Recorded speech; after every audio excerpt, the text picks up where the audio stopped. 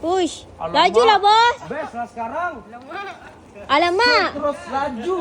Tak payah bos bising. Banyak barang nak hantar. Kenapa lambat? Alhamdulillah, rezeki Allah. Rezeki Allah sekarang tim Boyjan sangat power. Super power. Tengok. Sol terus servis terus hantar. So acik-acik tak ada marah Boyjan hantar barang lambat. Acik-acik dah tak ada isu dah. Hantar barang lambat. Sebab tim-tim Boyjan dia dah lebih dewasa dan mature. Dah lebih 10 tahun bisnes, abang. Dah tu lah, lebih 10 tahun. Dah banyak macam abang.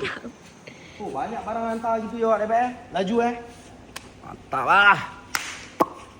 Tengok ni, ini super. Ini betul sepan ni. Ui. Ini baru pasang ya, abang? Ini design baru.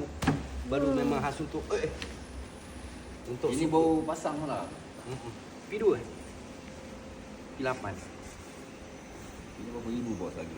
Oh. Ni. Tapi tak tinggi sangat lah. Perkenalan. Tengok ni, urat jati yang pakai. Pilih yang macam ni. Super. Yang ni baru urat jati super. Superman! Ini kena letak kat satu tempat yang ini tak boleh matikan terus ni. Tak, dia tak matikan. Dia memang letak.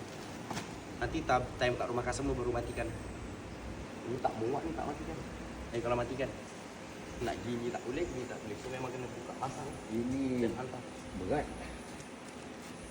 Dia punya skru siput tu dia tanam dalam. Oh. Dia tak pakai nut biasa. Tanam dalam. Senang. Dia tak mudah hilang. Skru siput dia